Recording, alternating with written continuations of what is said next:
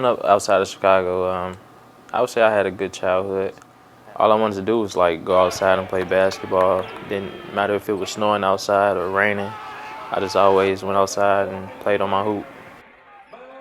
Just growing up in Chicago was really great because as far as basketball, it's very competitive. You're gonna play against some of the best players there, and that's how I think I got where I am today, just going up against good players each and every day. When I was young, my sister actually gave me that name Juice. I don't know the story. She came up with it, so yeah, you have to ask her. I don't know what made her come up with Juice, and it just always stuck with me. So. Smith, baseball pass to Booth. Booth over to Brown. He'll fire. He's got it. He's got it for the win. Unbelievable. What a play by Coach K. Rocket with it. 67-65. Coach Kowalczyk, he was recruiting me. I just seen it was a great opportunity. I seen the type of guys he was bringing in and the guys that was already here. So that made me attractive to the school. Can't say enough about Juice. You know, he decided to come play for Todd Kowalczyk when we won 4 games. The program was in dire straits. And here he is as a junior, 1,000 points. God willing, he stays healthy. He's going to break the assist record at this institution. Good for him. Me and Coach had a connection. I could tell he's being very honest with me. I think as a player, you need that from your coach.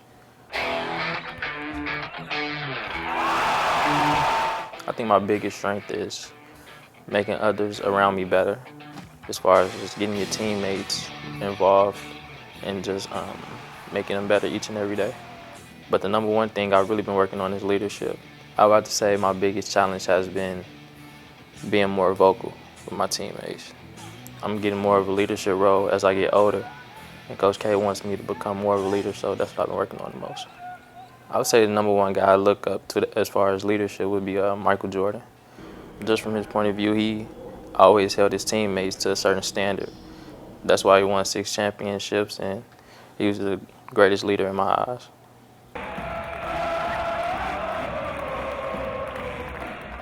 The fans just give us energy. We really thrive off our fans because we know they're coming to watch us play, and we have loyal fans. We want to get them a good game every time they come out and see us. I think we could have made a run in the MAC tournament last year, but since we get to play there this year, it's really feel we could make a stronger run. With the team that we have now, feel that we're deeper, more athletic, smarter. Another year behind our belt that we gained from last year, and so we're really excited. Well, the ultimate goal, I would say, is winning the MAC championship. And then after that is winning the MAC tournament. So for right now, those are just my goals, and those are obviously our team goals. Every athlete wants to expect greatness from himself, or at least I do.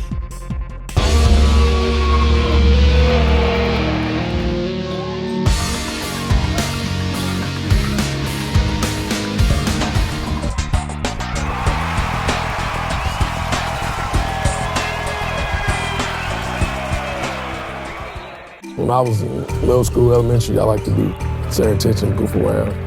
I didn't know really what I wanted to do when she was born. Like, did I want to come back? So they would just support me just to graduate college and keep playing ball.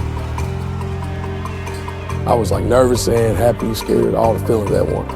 Just nervous about life after that, just everything. It's your own child, so it's time to grow up and be a man, We thought my girl was in labor when I was in Green Bay, so I flew home. I stayed for 10 days because she didn't have a baby when I flew home. So I stayed for 10 days, we was waiting around so she had a baby. Then she didn't end up having it. So I flew back to Green Bay.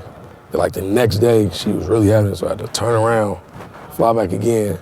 I missed her birth for about 2 hours. I think it's a blessing that I really had the experience to, have a kid. I was 17. I think I was pretty young, 17, 18, when she was born. But after that, my family supported us, her family supported us. So after everything was all together, it feels great to have your own child. It's no experience like that. Having a child has made him and helped him mature much more quickly. But I think it's given him more focus and more purpose academically and athletically as well. But he's a guy that is very dear to me, and someone that I'm just very proud to have a chance to coach him and help him develop into the man he can become. As a parent, he stresses me all the time just to graduate college, so I can provide for her after basketball, whatever it may be. He just says, graduate college, so he stays on me about my schoolwork and stuff like that.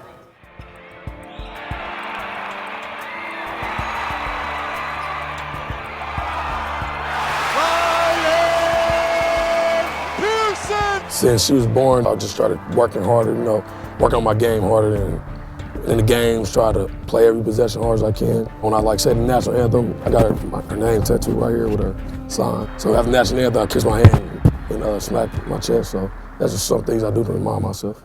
On the court, he's more aggressive, he's more focused. He contains his anger a lot more than he did his first year. His game has improved, his dribbling, passing, shooting, he's gotten so much better. I think the toughest part is just balancing it all, balancing school, ball, and raising a child. And when I go home, we get fall break, Christmas, and autumn breaks. I try to go home every time just to spend time so she can see my face. And when she by me, I give her lots of kisses, because I don't be there a lot. And I'll tell her I love her. I tell her that all the time. I just like to hear her say it back to me too. Make me feel good. I had a stable home. I had both my parents in the house. So that's what I wanted it to be like. Late 20s, before I hit 30 though. Playing basketball, I'm just chasing what I want to do. And I'll tell her that whatever she want to do in life, doctor, whatever it is, lawyer, I'll just tell her just go after it. And don't let anybody else tell you can't do something. It's a great feeling when I think about her. And when I see her, I talk to her on the phone a lot, FaceTime her. It's just a great feeling that goes through my heart. It's a different type feeling when you have your own child. So I'm glad I got to experience it.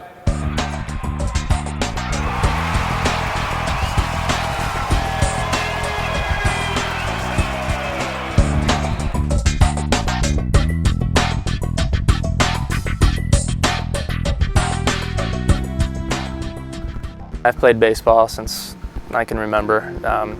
I grew up in a pretty athletic family, and I wasn't forced into it, but I just grew up loving baseball and all sports. The reason I came to UT mainly was because of the location.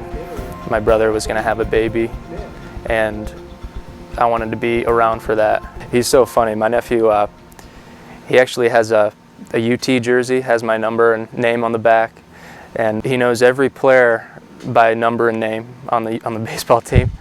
And if you come out to games, you'll see him kind of on the foul line and stuff, just either hitting wiffle balls or running around, screaming my name and stuff. It's so funny. Outside of school and baseball, I love just to be outside, camping, fishing. I like to call up my brother and go fishing, camping, stuff like that.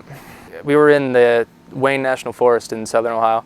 At 3 a.m., I heard a noise that was loud enough to wake me up, and I don't know if it was a bear or a boar or a deer or what it was, but it was pretty scary at 3 a.m. with no lights, no flashlight. It's pretty scary. I had elbow surgery right before my sophomore year, and that was like what initially sparked my interest in sports medicine and surgery. So that's what I'd want to do if I had to choose right now. I finished my freshman year here, went off to the summer, play summer ball, and then I came back here for my sophomore year, and almost immediately I felt that pain in my elbow, really bad pain, and got it checked out. Went down to Cincinnati and met the surgeon there, and I needed Tommy John surgery, replace a ligament in my elbow. I would say the hardest part about having the surgery was being out of the game for a year or so, and just mentally being able to come back and realize that you're healthy again, and it's okay to throw hard, that kind of stuff. But that was the hardest part about it. The toughest part about being a student athlete, at least for me, is being able to do work when you're on the road. Baseball, anyway, we do a lot of traveling, and it's hard to do homework on the bus on your trip to Buffalo or something like that. The next big thing I want to do is play professional ball. I've been working hard my whole life for it, and if I don't get that opportunity, I have a backup plan. Medical school too. I really want to do that. I've been working hard for that too. So, at least I have a backup plan if pro ball doesn't work. I think the key to being successful in baseball and academics and like that whole thing is just prioritizing, what's important to you, and never giving up on something that you love. I feel like a lot of people kind of get overwhelmed, especially at this level, playing sport and academically. But it's up to you how well you do, I think.